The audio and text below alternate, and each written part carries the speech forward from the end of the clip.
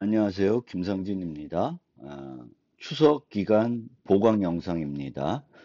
수업 시간에 스택을 이용해 가지고 자료 구조를 구현할 때 각 언어별로 우리가 알아야 되는 사항들을 살펴보고 있었습니다.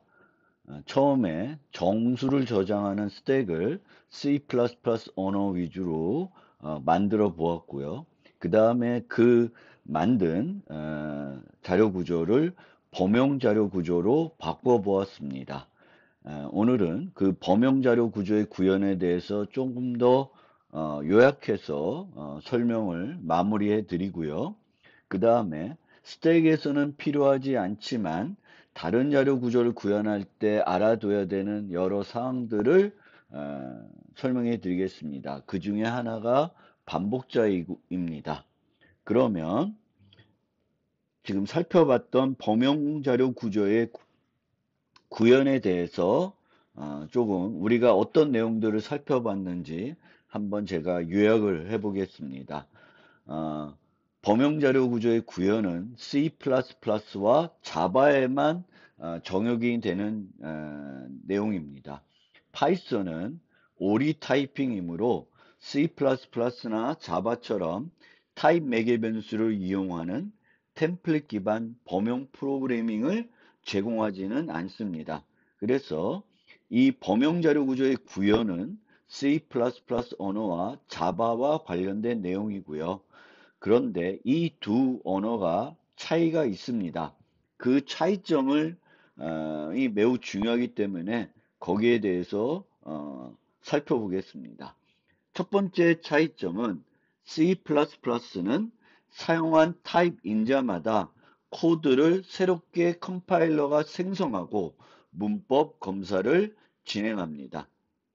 반면에 자바는 우리가 아무리 여러 종류의 타입 인자를 이용해서 해당 코드를 사용하더라도 컴파일러는 하나의 코드만 만들어서 모든 타입 인자들을 다 그 하나의 코드로 처리해 줍니다. 그렇기 때문에 자바는 문법 검사를 통해서 문제점을 찾지 못하고 보통 어떤 문제점이 있으면 범용 프로그래밍의 경우에는 실행시간 오류가 발생하게 되겠고요. 그런 실행시간 오류를 줄이기 위한 여러 가지 테크닉들이 우리가 범용 자료 구조를 구현할 때, 범용 프로그래밍 할 때 사용할 수 있는 테크닉들이 있습니다. 그거는 나중에 기회가 되면 조금 더 설명해 드리겠습니다. 두 번째 차이점은 C++는 타입 인자로 원시 타입을 사용할 수 있습니다. 원시 타입을 사용할 수 있고, 즉 어떤 타입이든 다 사용할 수 있는 이유는 C++는 사용한 타입 인자마다 코드를 새롭게 만들어서 문법 검사를 해서 사용하고 있기 때문에 실제로는 원시 타입을 사용할 수 있다는 게 아니라 어떤 타입이든지 다 사용할 수가 있습니다. 하지만 자바는 어, 주어진 타입 인자에 대해서 코드를 만들어서 사용하는 것이 아니라 하나의 코드만 만들어 가지고 사용하는 것이기 때문에, 그리고 실제적으로는 그 코드를 만들 때 사용하는 가장 핵심적인 타입이 오브젝트라는 객체 타입이기 때문에 어, 자바는 타입 인자로 원시 타입을 사용할 수가 없습니다. 원시 타입을 사용할 수는 없지만 래퍼 클래스라는 것이 있고 자동 포장 기능이 있기 때문에 에, 실제 원시 타입을 우리가 그러니까 자료 구조에 저장을 할 수가 있죠. 범용 자료 구조에 저장할 수가 있습니다. 예를 들면은 이런 식으로 어레이 리스트를 인테저라고 하는 인트를 포장해주는 인트 타입의 원시 타입을 객체로 바꾼 타입이 인테저인데, 그러면 내가 인트를 저장하는 어레이 리스트를 사용하고 싶다. 그러면 인테저라는 타입 매개 변수를 사용하게 됩니다. 그리고 이렇게 list add 3 하게 되면은 3이 저장되는 게 아니라 3을 인테저라는 객체로 바꾼 다음에 3을 유지하고 있는 객체를 저장하는 형태가 되겠습니다. 이처럼 원시 타입을 객체로 다시 또 객체를 원시 타입으로 바꾸는 과정이 우리가 사용할 때 숨어 있기 때문에 효율성은 조금 떨어집니다. 이 때문에 자바는 원시 타입을 어레이 리스트에 저장하기보다는 그냥 원시 타입 배열을 사용하는 경우가 훨씬 더 많습니다. C++는 이렇게 원시 타입도 저장할 수 있고 타입 매개 변수로 타입 인자로 쓸 수 있고 무거운 것도 타입 인자로 쓸 수 있기 때문에 범용 자료 구조를 구현할 때에는 원시 타입에 초점을 맞추는 것이 아니라 무거운 타입의 인자를 생각하고 그 무거운 타입의 데이터가 타입 인자로 사용해도 문제가 없게끔 어, 코드를 이제 구현해야 되는 겁니다. 범용 우리가 그 만들 때 그 정수 스택, 인트만 저장하는 스택을 템플릿으로 바꿀 때 인트를 t로 다 기계적으로 바꿔서 그거를 범용 자료 구조로 쓸 수 있지만 그렇게 되면은 인트를 전달하면 문제가 없지만 무거운 데이터를 그런 형태로 만든 템플릿에 사용하게 되면은 여러 가지 비효율적인 것들이 나타나게 되겠죠. 그래서 우리는 어, 그 C++에서 범용 자료 구조를 만들 때에는 이 타입 매개 변수를 이용해서 이제 구현할 때 이 t가 타입 매개 변수 t가 무거운 타입일 수 있다는 것을 생각하고 구현을 해야 됩니다. 세 번째 차이점은 C++는 보통 데이터의 무거운 정도와 상관없이 자료 구조의 데이터 자체를 유지합니다. 그러니까 이런 식으로 SCD 벡터 스튜던트에서 학생 데이터를 우리가 자료 구조에 유지하고 싶으면 학생 데이터를 자료 구조에 유지하면 그 학생 데이터 자체를 자료 구조에 유지하는 형태로 사용하게 됩니다. 내부적으로 배열을 이용해서 구현하게 되면은 그 배열에 학생 데이터 자체가 저장이 되는 거죠. 이 때문에 무거운 데이터도 자료 구조 자체에 유지하므로 효과적으로 데이터를 자료 구조에 저장하고 추출하는 방법을 우리가 자료 구조를 만들 때 제공을 해줘야 됩니다. 그래서 보통 한 종류의 사입 연산에 대해서도 세 종류를 만들어서 제공을 하게 됩니다. const t 참조로 L 밸류가 전달됐을 때 사용하는 삽입 연산, 그 다음에 R 밸류가 전달할 때 사용하는 연산, R 밸류를 전달하기 대신에 그 객체를 생성할 때 필요한 데이터를 제공해서 삽입하는 그런 방법까지 세 가지 방법을 제공해 가지고 좀 더 자료 구조를 사용하는 사람들이 효율적으로 사용할 수 있게끔 연산들을 만들어서 제공을 하게 됩니다.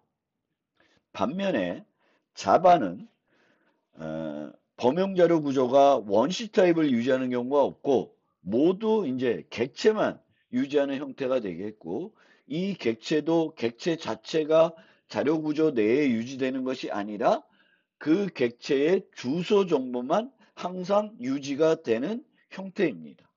그렇기 때문에 C++와 달리 뭐 삽입 연산이나 추출 연산을 우리가 구현할 때 별도 신경 쓸 거는 하나도 없습니다. 그냥 쓰시면 돼요.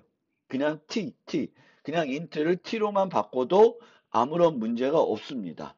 다만 이제는 주소를 유지하는 형태가 되기 때문에 자료 구조를 통하지 않고도 이 저장된 그 자료 구조에 저장된 데이터의 주소만 확보하면 자료 구조를 통해서가 아니라 별도 방법으로 자료 구조가 유지하는 데이터를 수정할 수 있는 문제점이 생깁니다.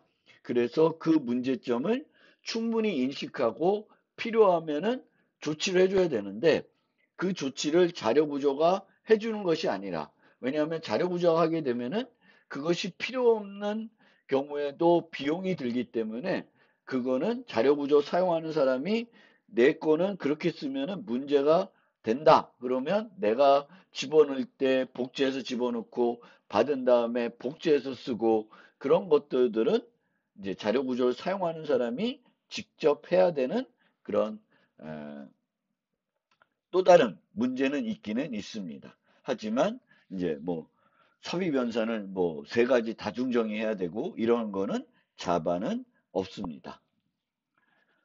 그러면 여기 무거운 데이터를 자료 구조의 자체에 유지하고 있으므로 자료 구조에 저장할 때, 삽입 연산을 할 때 이렇게 여러 개를 만들어 줘야 되는 그런 측면이 있었는데 추출은 어떻게 되는지, 그러니까 자료 구조에 저장된 데이터를 우리가 받을 때 그때 이제 그때도 뭐 여러 종류를 만들어야 하는 건지 이렇게 어, 궁금해할 수 있는데 추출 연산은 우리가 여러 개를 다중정의하지는 않습니다.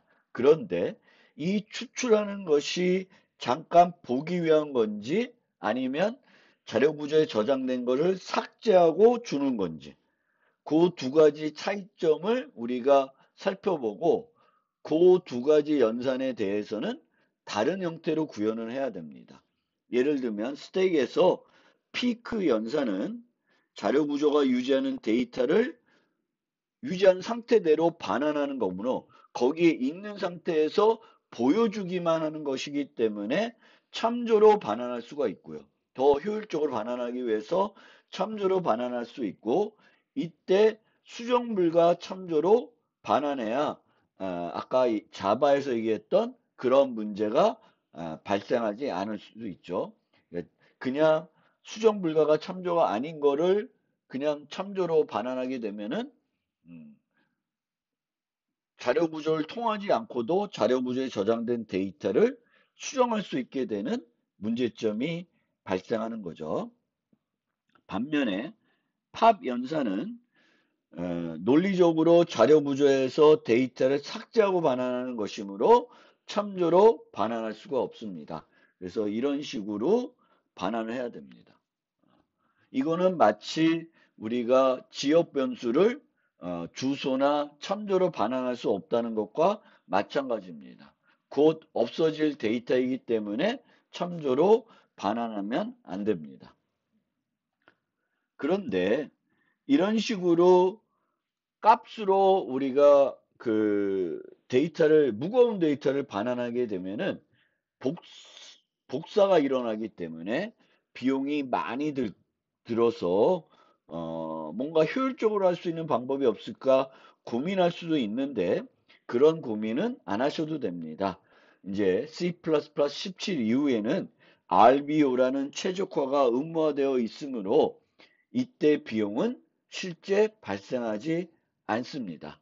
RBO와 관련된 내용은 한번 여러분들이 찾아보시면 좋겠는데 아, 이거를 간단히 설명을 드려보면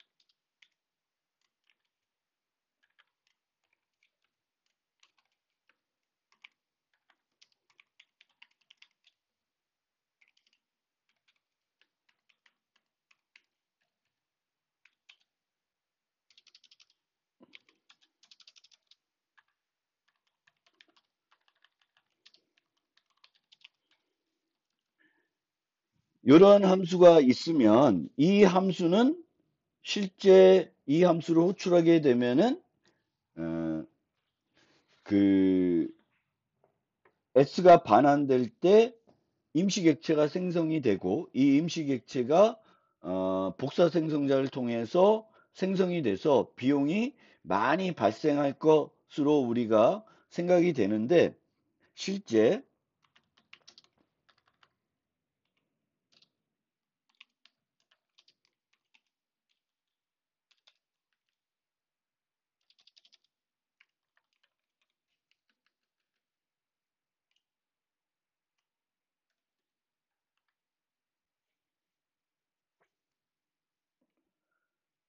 이런 형태가 되면은 이제 바에서 f를 부를 때 이제 바 공간에 학생 객체가 하나 만들어지는데 이 객체가 무거운 거니까 복제가 일어나서 만들어지는 원래 그런 형태가 되지만 이제 RBO가 적용이 되면 이 그 컴파일러가 이제 이런 식으로 바꾸게 되죠.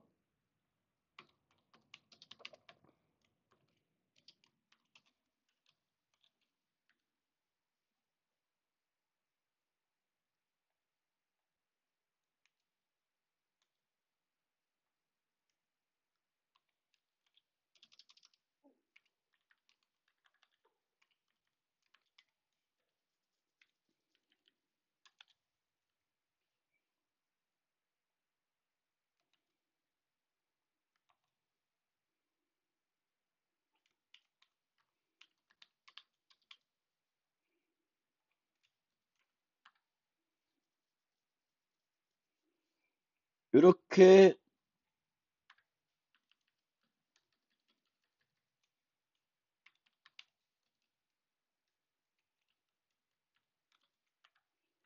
이런 식으로 요 위에 있는 코드를 컴파일러가 이런 식으로 바꾸는 것이 RBO입니다. 즉 반환할 필요 없이 반환해야 될 지역 객체를 f에서 여기서 생성하지 않고 얘를 f를 호출하는 바에서 생성한 다음에 f에 인자로 전달해 가지고 끝나고 나서 이제 얘가 받는 요 받는 값을 요 s가 되게끔 만드는 거예요. 어. 물론 이 코드가 어떤 형태가 되냐 여기서 요 코드가 어떻게 어떤 형태가 되냐에 따라서 조금은 어떤 다른 형태로 코드가 수정될 수는 있지만 핵심적인 건 RBO의 핵심적인 거는 원래 f에서 생성이 돼야 될 어떤 애 그리고 그 생성에서 반환될 어떤 애를 f에서 생성하지 않고 이 f를 호출한 그 함수에서 이렇게 생성을 하고 인자로 넘겨가지고 그냥 어, 반환할 때 복사 비용이 안 들게끔 컴파일러가 코드를 바꿔주는 거예요. 별로 좋은 형태로 효율적이지만 어떤 코드 구성 측면에서는 구조적인 측면에서는 어, 인자가 출력 용도로 썼으니까 별로 바람직하지 않은 형태인데 우리는 이렇게 바람직한 어떤 형태로 코딩을 하고 최적화는 컴파일러가 해주는 그런 형태가 바로 RBO가 되겠습니다. 그래서 어, 이렇게 그 범용자료 구조를 우리가 이제 C++나 자바 언어로 구현하게 되면 특히 C++는 여러 가지 복잡한 사항들이 있습니다. 그것들을 어, 잘 이해하실 필요가 있어요.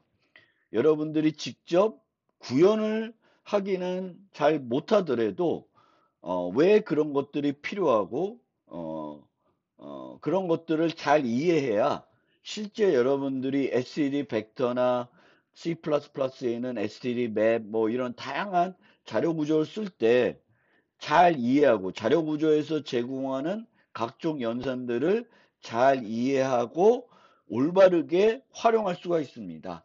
그것을 하기 위해서라도 제가 방금 설명드린 내용들을 잘 이해하셔야 합니다. 뭐, 잘 이해가 안 된 부분들이 있으면 얼마든지 질문 해주시길 바라겠습니다.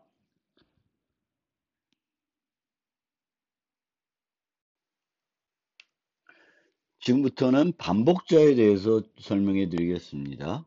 스택 자료 구조는 보통 반복자를 제공하지 않는 자료 구조입니다.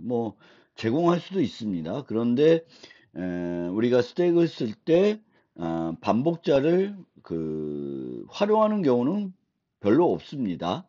그런데 반복자는 뭐냐면은 자료 구조는 하나의 값이 아니라 같은 종류의 값을 여러 개 유지하는 것이 자료 구조이고요. 이렇게 여러 개 유지된 값들을 어떤 값들이 저장되어 있는지 하나하나씩 살펴보고 싶을 때가 많이 있을 겁니다. 그때 사용하는 것이 반복자이고요. 이 반복자가 의 이점은 뭐냐면은 자료 구조와 무관하게 항상 똑같은 방법으로 사용할 수가 있습니다. 즉 스택, 큐, 리스트, 맵 여러 가지 자료 구조가 있겠지만 그 자료 구조에서 제공한 반복자들의 형태는 모두 동일합니다. 그래서 내가 이 자료 구조가 리스트인지 덱인지 뭔지 신경 안 쓰고 반복자를 제공한다 그러면 똑같은 방법을 통해서 그 자료 구조에 지금까지 저장되어 있는 애들들을 차례대로 접근해서 볼 수가 있습니다. 이 접근하는 순서는 그 반복자를 쓰는 사람이 결정하는 것이 아니라 자료 구조에서 그 반복자가 결정을 하는 그런 것이 되겠습니다. 각 언어마다 반복자를 정의하는 방법이 조금 다릅니다. 그거를 잘 알아두셔야 되겠고요. 여러분들이 반복자를 정의하는 것도 할 수 있으면 좋겠지만 반복자를 정의하는 걸 잘 못하더라도 라이브러리에 있는 자료 구조를 쓸 때 그 자료 구조의 반복자는 활용을 해야 되겠죠. 잘 알고 써야 되겠습니다. 그래서 요것들을 잘 알아두셔야 되는데 C++는 두 개의 객체를 이용해서 반복자를 제공하고요. 자바, 파이썬은 한 개의 객체를 이용해서 반복자를 제공합니다. C++는 begin이라는 함수를 호출해 가지고 어떤 반복자를 얻어오고요. and라는 걸 호출해 가지고 반복자를 또 얻어옵니다. 그런데 이 and를 이용해서 호출한 반복자는 이동을 하지 않고 그 위치에서 멈춰 있습니다. 그러면 어떻게 하냐면 begin을 통해서 받아온 반복자를 차례로 이동시킵니다. 이 차례로 이동하다가 이 begin이 가리키는 곳이 end와 똑같은 곳이 되면은 반복은 멈추게 되어 있습니다. 그래서 C++는 이제 그런 형식으로 동작을 하게 되겠고 세 가지 연산을 제공합니다. 그 has, next, next, get 이렇게 세 가지 형태의 실제로는 요 이름은 아니지만 개념적으로 보면은 이렇게 세 가지 연산을 제공한다고 생각하시면 돼요. 우리가 구현하는 건 요 세 가지고요. 그래서 실제 이 begin과 end는 포인터처럼 우리는 사용하게 됩니다. 하지만 실제 내부적으로는 포인터와 전혀 관련이 없을 수도 있습니다. 있을 수도 있고요. 근데 begin과 end를 우리가 직접적으로 사용한다 그러면 이 begin과 end가 포인터인 것처럼 해서 쓰시면 돼요. 그래서 플러스를 이용해 가지고 이동을 시키고 그 begin과 end가 같은 주소를 가리키는지 보기 위해서 요 연산자들을 활용하게 되겠고요.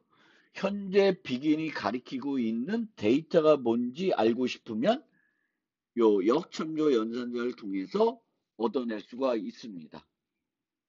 자바는 이렇게 하지 않고 하나의 객체를 얻어와 가지고 그 객체한테 has next를 통해서 데이터를 더 줄 게 있니? 물어보게 되겠고 있으면 next를 통해서 그 데이터를 받아오는 겁니다. 그래서 has next, next, has next, next 이런 식으로 반복을 통해서 우리가 차례차례 데이터를 얻어올 수 있고요.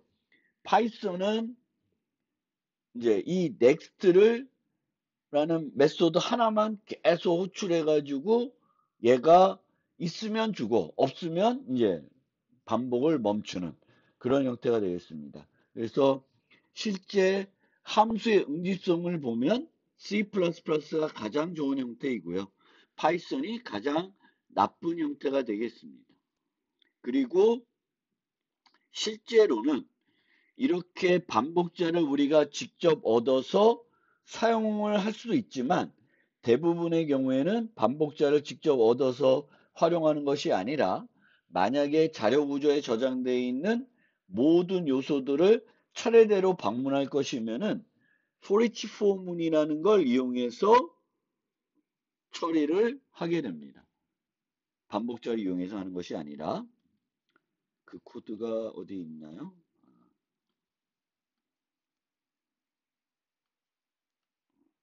제시는 안 돼 있는데 그거를 잠깐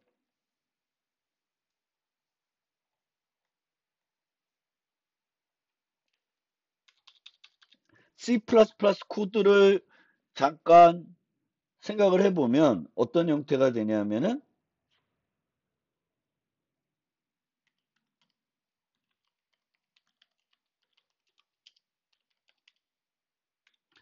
nums라고 하는 벡터가 있을 때 뭐 이런 식으로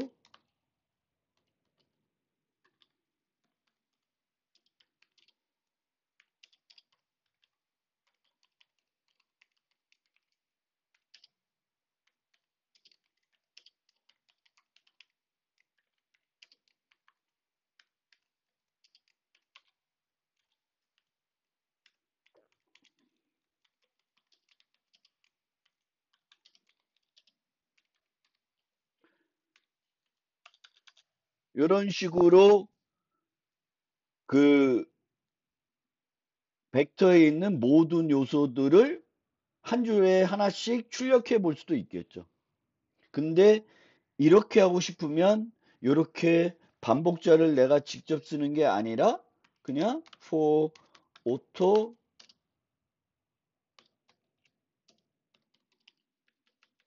뭐 이 원시 타입이니까 참조도 쓸 필요 없이 이제 이런 식으로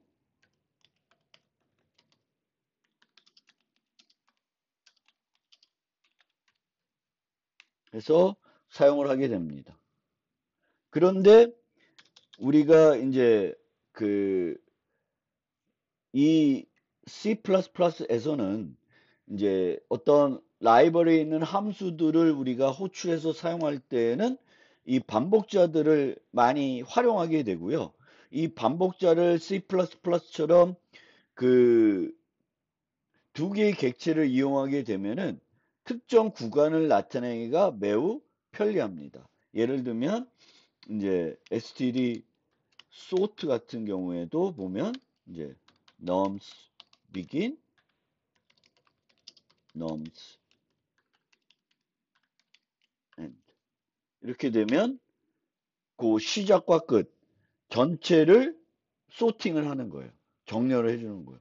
만약에 내가 전체를 정렬하지 않고 뭐 이런 식으로 하면 첫 두 개는 안 하고 그 나머지들을 이제 정렬하는 그런 형태로 특정한 구간만 우리가 정렬할 수가 있습니다. 자바 코드랑 보면은 자바 코드는 뭐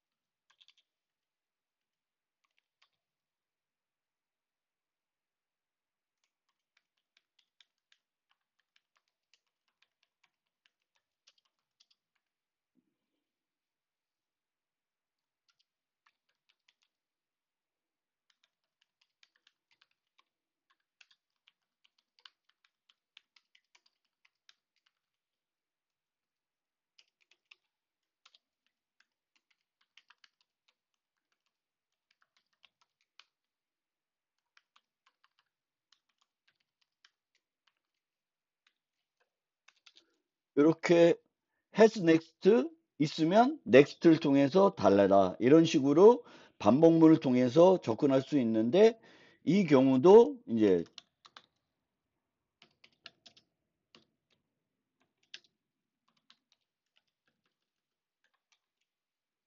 자바도 마찬가지로 이제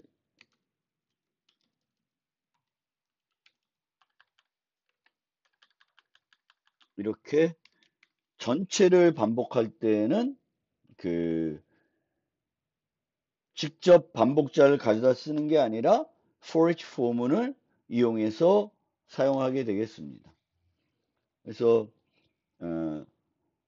앞으로 우리가 각종 자료 구조를 만들 때에 그 자료 구조를 위한 반복자들도 구현할 건데 실제 반복자를 구현하는 실습은 하지 않고 제가 늘 만들어서 드릴 거예요. 만들어서 드리지만 여러분들도 그 반복자들이 어떻게 구현되었는지 유심히 살펴볼 필요가 있습니다.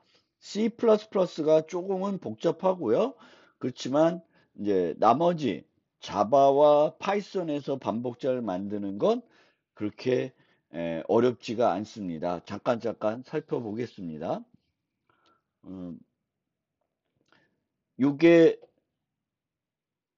파이썬 형태가 되겠거든요. 그리고 자바 형태가 이렇게 돼요. 그래서 이 보시면 자바의 경우에는 클래스로 반복자를 만들고요. 그러면 이 반복자들을 만들 때에는 이터레이터라는 거, 이제 이터레이터라는 거를 구현하게 되겠고, 이터레이터는 has next와 next를 제공해야 됩니다. has next와 next를 제공해야 되겠고, 이 만약에 어레이 리스트가 아니면 스택이 이런 반복자를 제공하고 싶으면은 이터러블이라는 거를 이터러블을 그러니까 스택이 이터러블을 구현을 해야 되겠고요. 이터러블을 그 이터러블 구현하면 이터레이터라는 메소드 요 메소드를 제공해야 되는데 여기서 요 클래스의 객체를 반환해 주면 됩니다. 비슷하게 파이썬도 이제 스택이 스택 자료 구조를 만들면서 이 스택 자료 구조가 반복자를 제공할 것이면 요거를 만들어 주시고요. 이터라는 거. 그 이터에서는 이제 각종 이터레이터에 쓸 어떤 변수들을 초기화해 주면 되겠고요. 그 다음에 그 반복자는 어떤 메소드를 제공해야 되냐면 has next next 두 개가 아니라 next를 하나만 제공하면 되겠고요. 이 하나에서 반복을 멈출 때에는 raise stop iteration이라는 예외를 활용하고 있습니다.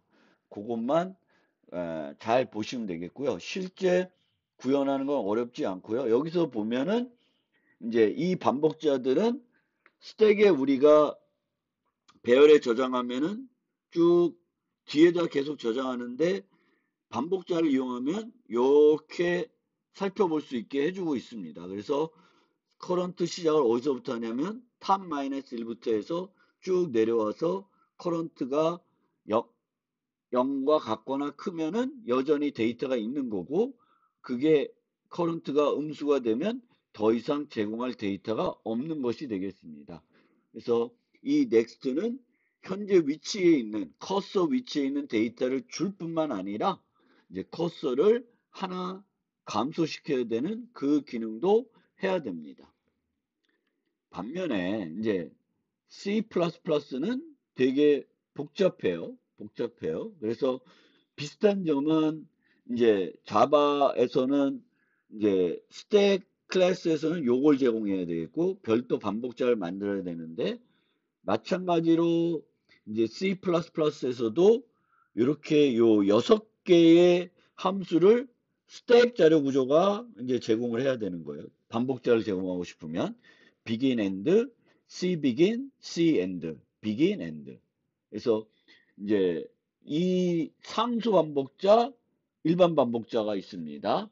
상수 반복자는 우리가 반복을 하면서 그 반복자가 가리키는 그 데이터를 상수 반복자는 수정할 수가 없고 일반 반복자는 수정할 수가 있습니다. 그래서 얘가 수정할 수 있는 애고 요 네 개가 수정을 못하는 애예요. constant니까 수정을 못하는 애입니다.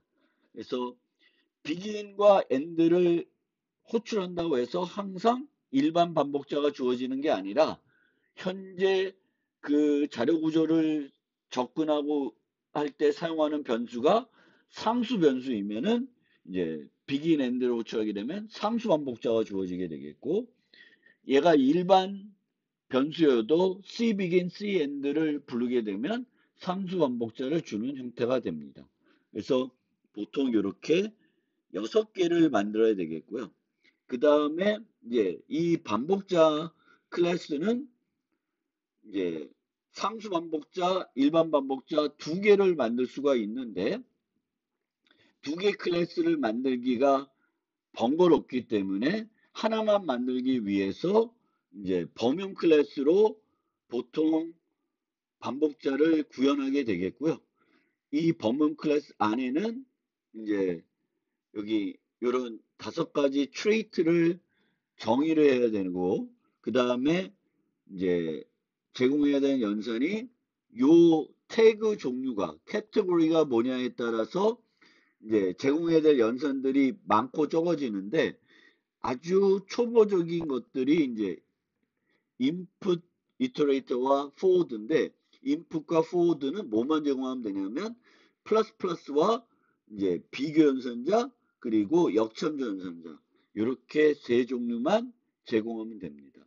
그래서 그거를 이제 이런 식으로 만들어서 제공을 하면은 이제 내가 쓸 수가 있는 거죠. 그래서 이게 좀 복잡한데요.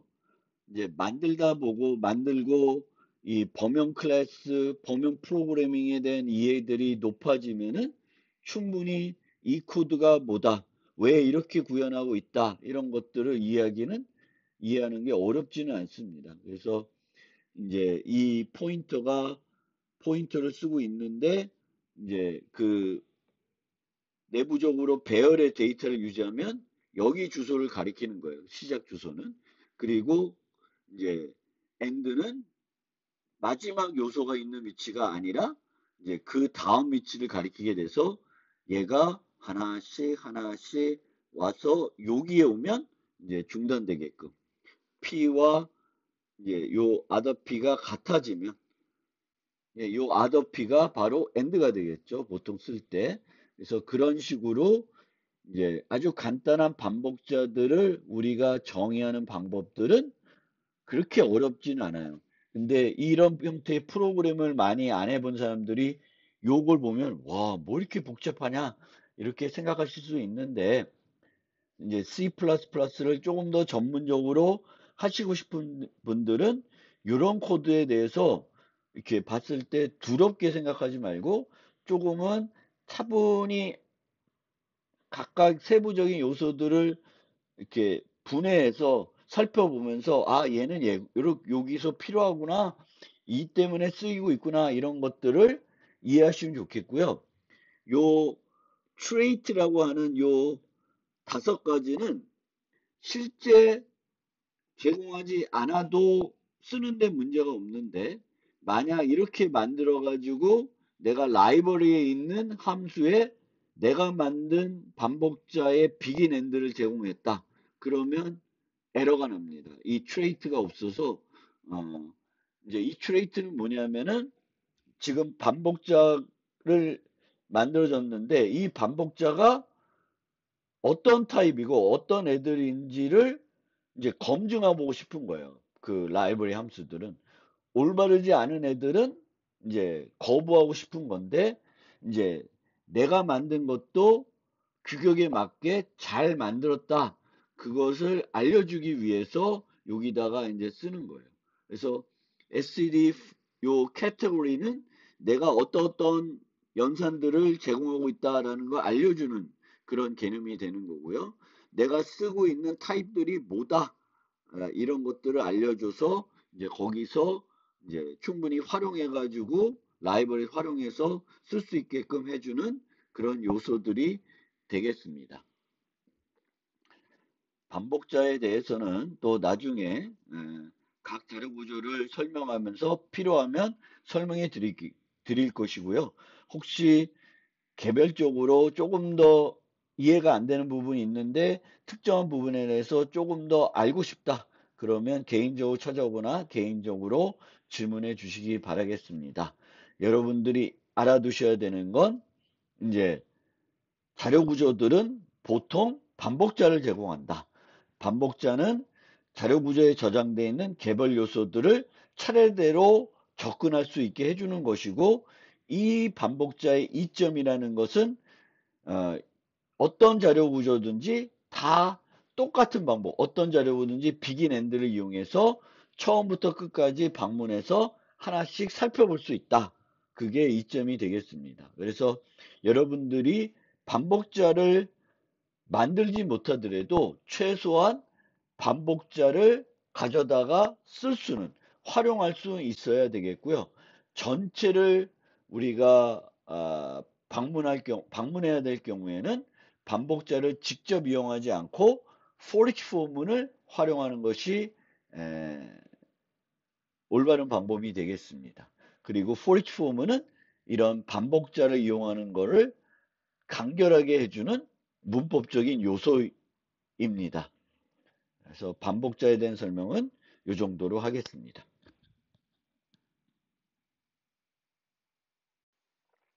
스택 자료 구조에서는 이제 필요하지 않지만 다른 자료 구조에서 구현할 때 필요한 주의해야 될 사항들, 그런 사항들을 몇 가지 살펴보고 이제 이 노트를 마무리하겠습니다. 이미 한번 말씀드린 사항인데 첫 번째 거는 C++는 크기나 용량 정보들을 나타낼 때 int 타입이 아니라 size t를 주로 사용하고요. 근데 size t는 그 unsigned 타입입니다. 음수가 될 수가 없습니다. 그래서 사용할 때 주의가 필요한데 특히 이런 식으로 그 증가시키는 게 아니라 감소시켜서 뭔가 처리를 할 때는 주의를 해야 돼요. 왜냐하면 i가 0이 된 다음에 마이너스를 하면은 마이너스 1이 되는 것이 아니라 매우 큰 수가 돼서 무한 루프가 될 수가 있습니다. 따라서 size t를 이용해서 반복문을 작성하는데, 폼을 작성하는데 증가하는 형태가 아니라 감소하는 형태가 될 경우에는 조금 다른 방법들을 써야 됩니다. 그래서 이런 식으로 여러 가지 방법들을 우리가 쓸 수 있는데 그거는 한번 살펴보시기 바라겠습니다. 어려운 내용은 아니니까요. 근데 주의해야 될 점이 뭔지는 이해하고 주의해서 프로그램 하시면 되겠고요. 두 번째는 C++의 경우에는 이 자료 구조를 구현할 때 연산자를 다중정의할 수 있으므로 그 연산자들을 자료 구조에 많이 다중정의해서 좀 더 편리하게 사용할 수 있도록 합니다. 예를 들면 SED 벡터는 이런 색인 연산자를 이용해서 색인 기반으로 이미 접근할 때 이제 사용을 하죠. 그런 것들을 여러분들이 다중정의할 수 있어야 되겠고요. 이 색인 연산자를 다중정의할 수 있어야 되겠고, 보통 색인 연산자는 이제 A3 여기에 쓰일 수가 있고 또 여기에 쓰일 수가 있는데 두 개의 의미가 이 대임은 왼쪽에 있으냐 오른쪽에 있냐에 따라서 의미가 달라지기 때문에 이렇게 두 가지를 만들게 되겠고요. 근데 두 가지를 만들게 되면 코드 중복이 일어나기 때문에 그 코드 중복을 제거하기 위해서 컨스트에서 non 컨스트를 부른다든지 non 컨스트에서 컨스트를 불러가지고 그 중복을 제거하는 형태로 구현을 할 수도 있습니다. 그래서 여기에 주어진 게 이제 non 컨스트에서 컨스트를 불러가지고 중복을 제거하는 형태의 코딩이고요. 반대로도 정의할 수도 있습니다.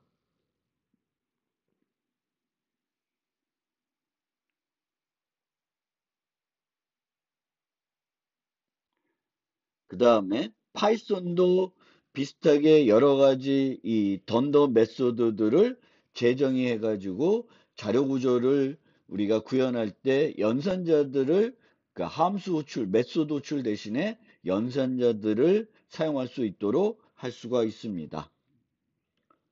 그 다음에 이제 스택에서는 필요하진 않지만 보통 우리가 자료 구조에서 제공하는 기본적인 연산은 삽입, 추출, 검색입니다.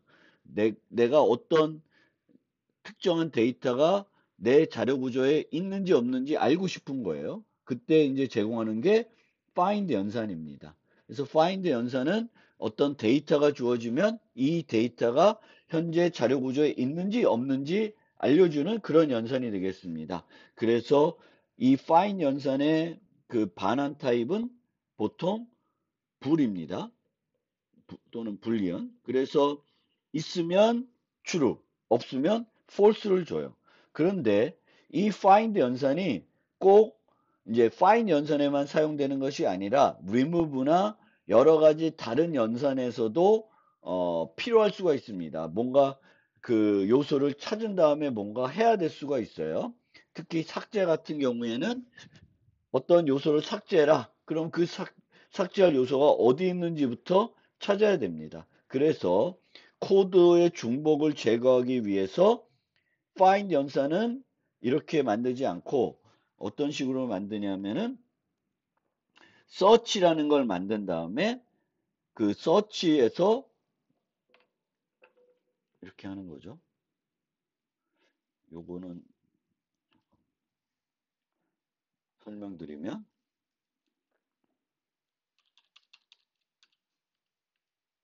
원래는 예를 들면 C로 하고 있으니까 C로 보여드리면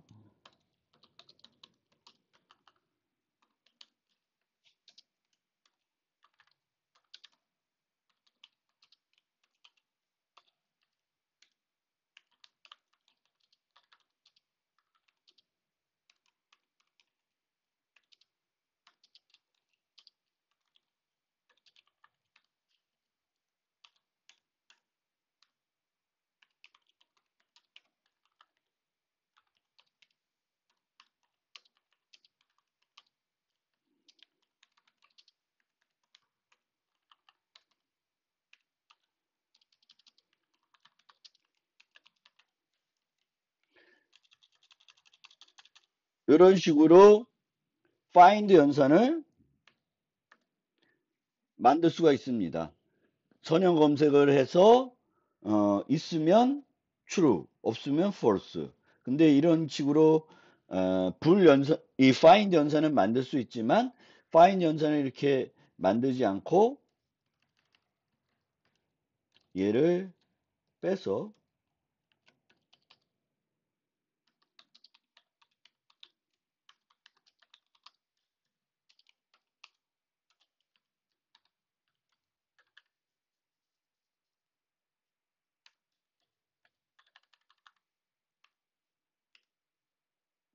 그러면 find를 어떻게 구현하냐면 return search item doesn't equal -1 이런 식으로 우리가 구현을 할 수가 있습니다. 그러면 이 search는 find에서만 쓰는 게 아니라 나중에 remove나 그 밖에 또 다른 연산에서도 특정한 아이템의 위치가 필요할 때 이 search를 활용할 수가 있습니다. 그런데 이제 이 -1을 주는 게 이제 문제가 되죠. -1. 왜냐하면 우리가 이제 이런 식으로 색인을 sizet를 쓰게 됩니다. C++에선. 그럼 -1을 줄 수가 없어요. 그럼 뭘 줘야 될까? -1을 줄 수가 없어요.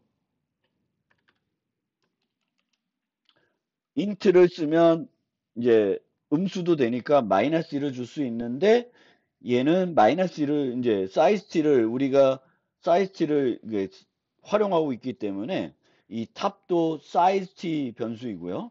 그러니까 int 범위를 벗어날 수도 있어요. 그러면 올바르게 코딩하려면 이 i도 sizet를 써야 됩니다. 그러면 size는 양수만 가능하기 때문에 이제 -1을 반환할 수가 없고 뭐 return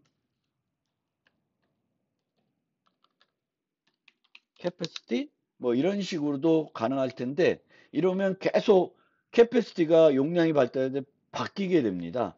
그래서 이런 형태의 코딩이 불편하기 때문에 이제 최근에는 뭘 많이 쓰냐면은 옵셔널이라는 걸 많이 씁니다. 자바도 옵셔널이라는 게 있고요. 파이썬은 그냥 none을 이용할 수 있기 때문에 크게 고민을 안 할 수 있고요. 오리 타이핑이기 때문에.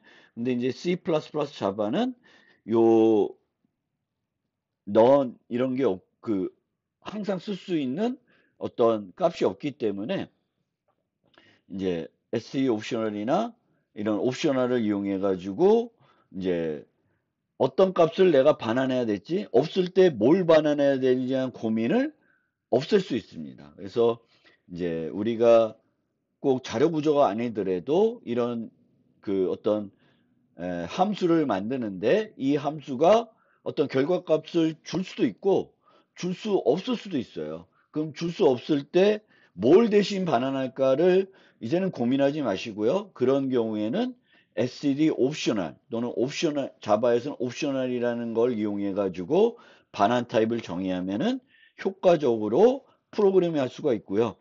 이제 얘를 또 함수형 프로그램과 결합해서는 더 간결하게 다양한 프로그래밍들을 할 수가 있습니다. 그래서 이 점도 여러분들이 잘 알고 계시면 좋을 것 같습니다. 그리고 이제 여기서 보면 이퀄로 했어요. 근데 아까는 제가 여기서는 이제 정수였기 때문에 연산자를 썼고요. C++는 이게 범용 프로그래밍이 돼도 이퀄가 연산자를 쓰고 있고요. 근데 얘는 자바는 연산자를 쓰지 않고 equals를 쓰고 있습니다.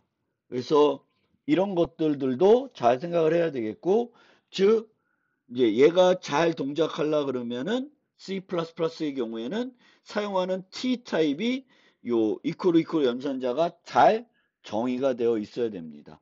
자바도 마찬가지로 어떤 t를 쓰게 되면은 이 t가 equals 메소드를 잘 재정의하고 있어야지만 이런 자료 구조에서 올바르게 동작을 하게 됩니다. 파이썬도 이런 이퀄 메소드를 올바르게 정의해 줘야지 이런 search 같은 메소드를 구현할 때 어떤 타입을 쓰더라도 문제없이 동작을 하게 됩니다. 그리고 C++는 순위 비교가 필요하면은 이제 요 연산자가 아니라 얘를 주로 쓰겠죠. 마찬가지로 파이썬에서는 요거를 재정의해 주면 요 연산자로 프로그래밍 할 수가 있고요. 자바는 이제 이렇게 연산자를 이용할 수 없고 comparable 인터페이스를 구현하고 있어야 하고 compare to 메소드를 이제 이용해서 이제 자료 구조에서 어떤 순위를 비교해야 될 때, 정렬해야 될 때 이 compare to를 사용하게 되고요. 그러면 compare to를 안 갖고 있는 t를 쓰게 되면은 이제 시행 시간에 죽는 문제들이 발생합니다. 그런 문제들 때문에 이제 자바에서는 아, 아무나 모든 것들을 타입 인자로 쓸 수 없게 하고 특정한 어떤 조건을 갖춘 애들만 쓸 수 있게 해야 되는데 그걸 위해서 사용하는 문법이 바로 요겁니다. 타입을 제한하는 거예요. comparable로 comparable을 구현하고 있는 애들만 타입 인자로 쓸 수 있게끔 이런 식으로 제한을 할 수가 있고요. 이 문법은 약간 복잡한데 개념만 오늘 이해해 주시면 좋겠고요. 더 자세한 거는 자바 시간이나 별도 질문을 해주세요. 뭘 이해해야 되냐면 아까 얘기한 것처럼 이제 자바와 C++가 범용 자료 구조를 범용 프로그래밍 하는 방법이 좀 차이가 나고요.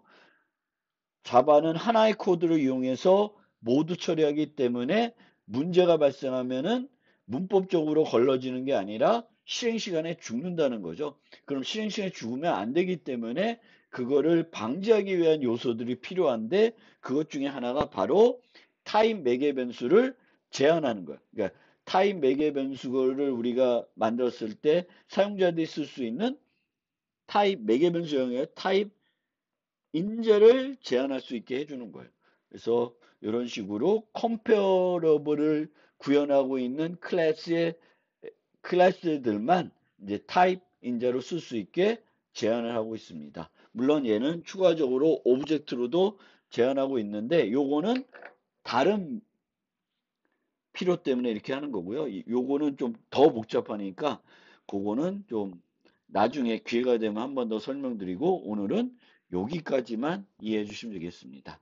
그래서 요걸로 그 2장 노트에 대한 설명을 모두 마무리하겠습니다.